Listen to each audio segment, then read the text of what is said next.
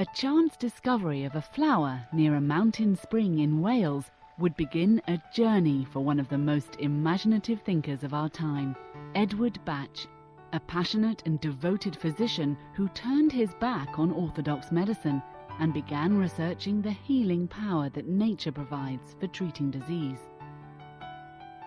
Dr. Bach was a respected bacteriologist, pathologist, and London physician in the early years of the 20th century. According to his theories, emotions are linked to physical disorders. His flower remedies interact with whatever negative emotions a person is experiencing at that moment to bring those emotions back to the positive. Like many pioneers whose discoveries advanced the fields of science, the life of Dr. Bach was not without controversy. And like other innovators who make unique discoveries, some thought of him as an eccentric. But his intuition about the power of nature eventually culminated in the discovery of 38 flower remedies that would change the way people approached the art of healing.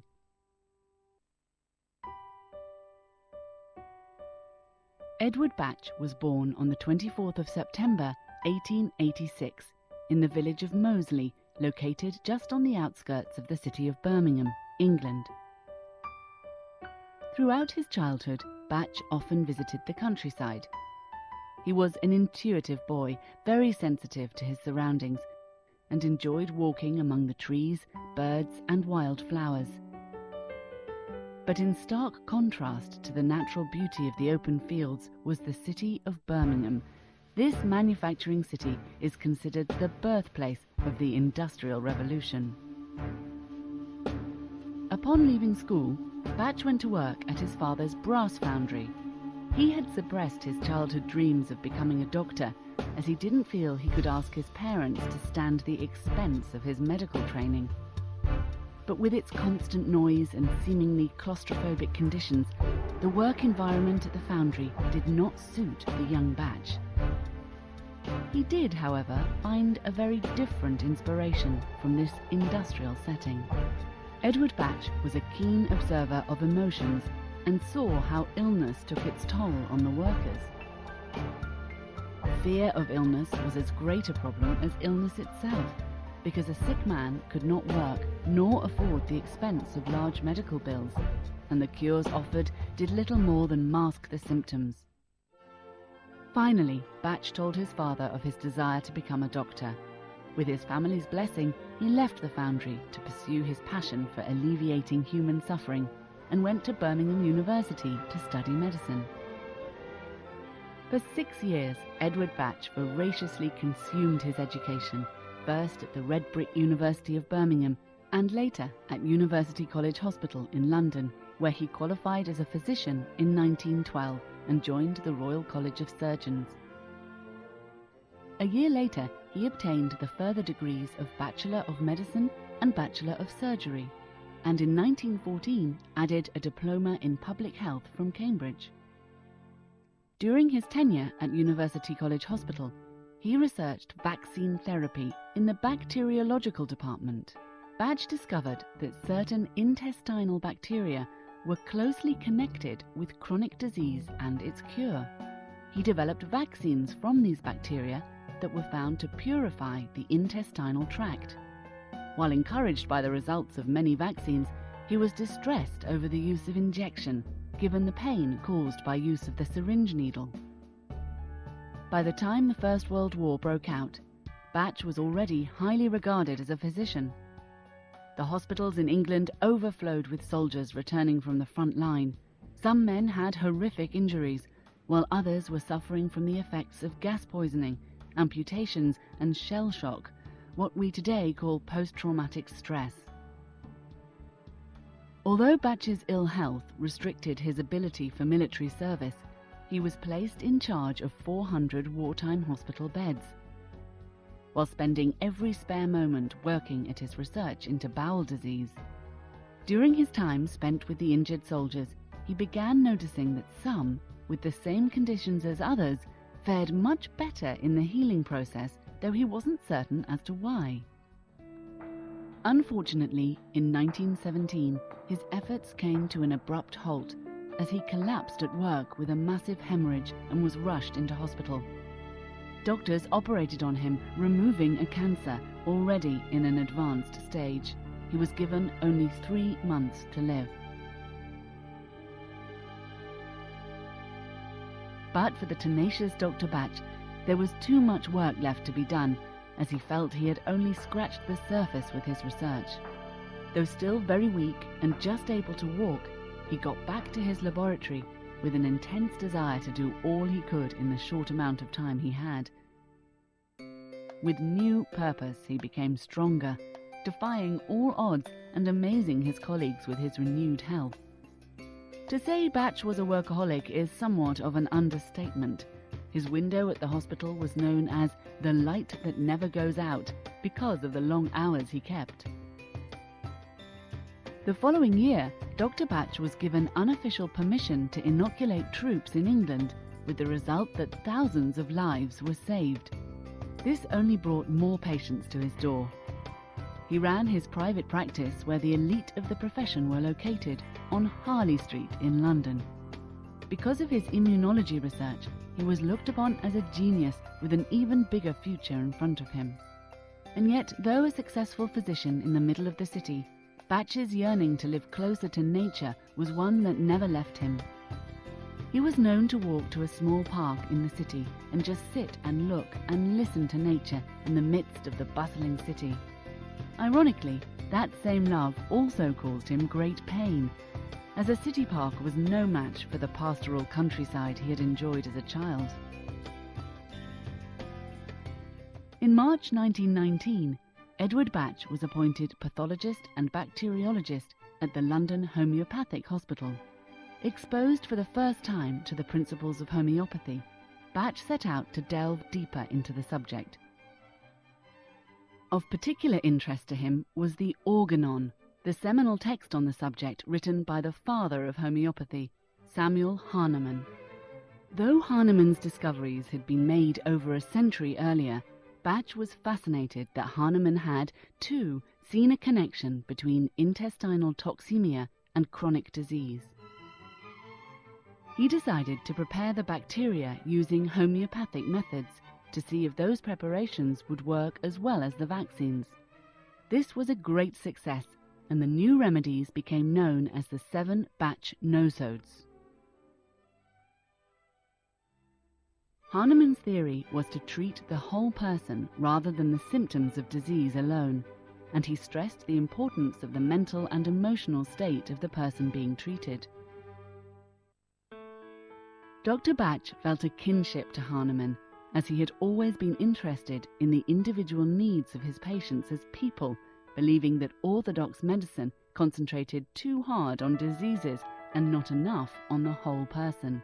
He revelled in the idea that Hahnemann's ideas might lead him to the safer and more natural way of treating the cause of disease that he had dreamed of as a child.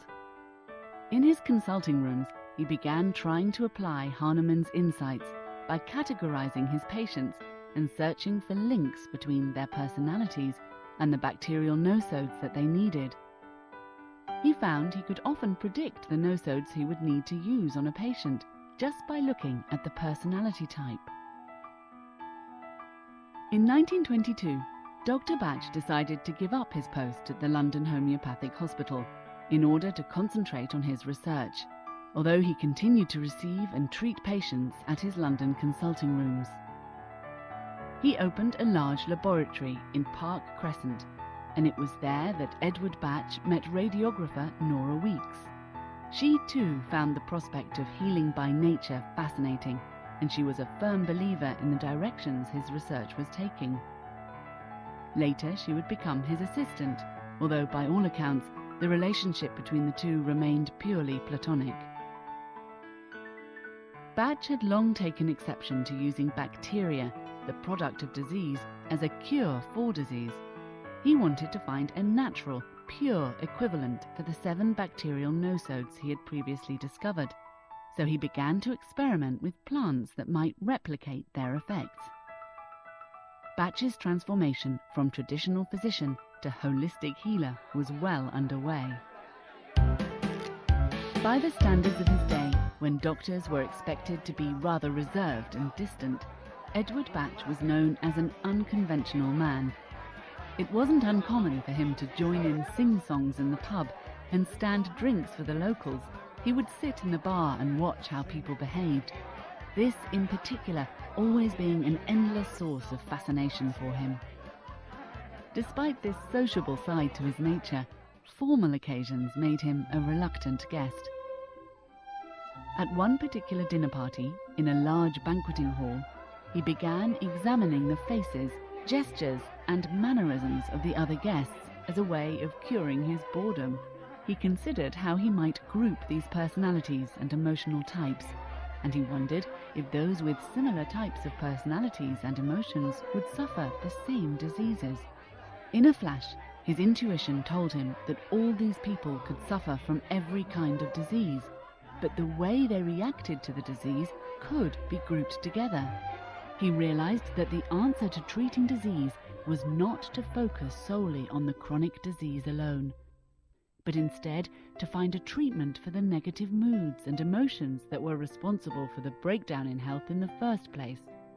With the help of these insights, he categorized several emotional states of mind and could see how more would be needed. He was determined to devote the rest of his life to this new system of medicine that he was sure nature could provide.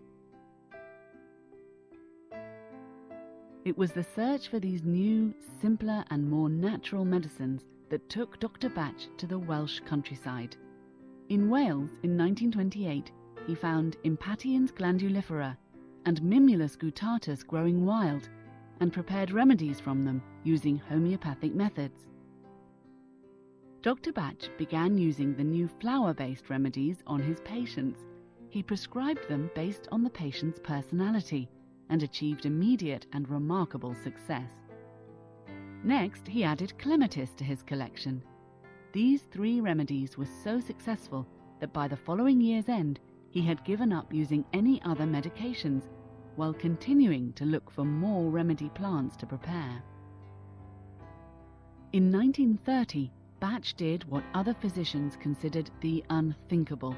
He turned his back on orthodox medicine, abandoning his extremely lucrative London practice to devote himself entirely to the search for new remedies from the pure and simple herbs of the field. He asked Nora Weeks to accompany him as his assistant.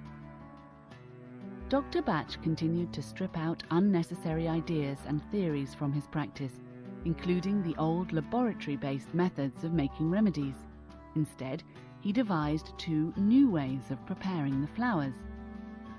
The earliest of these was the sun method. Dr. Bach placed fresh flower heads in a bowl and stood them in unbroken sunlight so that the plant energy would be infused into the water. A few years later, when he had settled at Mount Vernon, he found a second method, the boiling method, which he used for 18 of the remedies. In this method, he would collect the flower parts and boil them in water for half an hour before leaving them to cool. To make the medicines, Dr. Bach mixed the energized water with equal parts of brandy, which was chosen as a preservative. The resulting liquids he called the mother tincture.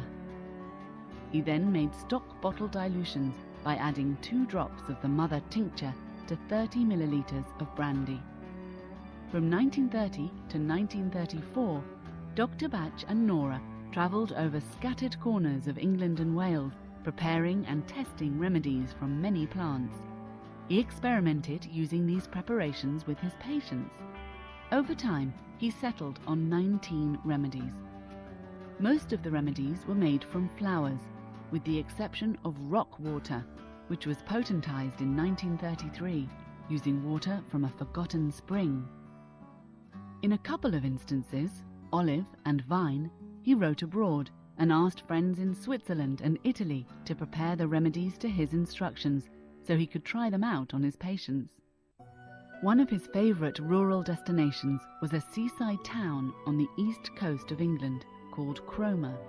He enjoyed observing the dynamics between the relaxed tourists and the locals going about their daily lives. The observations that Bach made in this tranquil setting reinforced his theories regarding different personality types. While everyone in the town faced similar day-to-day challenges, people's reactions to any given situation were very individualized. It was while living in Cromer that Dr. Bach discovered many of the early remedies: agrimony, chicory, vervain, centaury, serato, scleranthus, and oak. And it was also in this town where a nautical emergency put Bach's work to the test. On December 14, 1933, a ferocious storm was brewing out at sea. Lifeboats had been dispatched to rescue 2 fishermen from the sinking barge, the Sepoy. For 6 hours, the rescue boats tried to launch, but the seas proved too rough. Finally, a lifeboat perched on the bow of the barge and pulled in one fisherman lashed onto the mast, who was foaming at the mouth, delirious and not expected to live. In fact, his rescuers felt it was a certain death. As the fisherman was brought to shore, Dr. Bach insisted on trying to save the man's life and moistened the fisherman's lips with a combination of remedies that he referred to as rescue remedy. As the story goes, within moments of Bach's efforts, the man sat up, asked for a cigarette, and was then taken to the local hospital.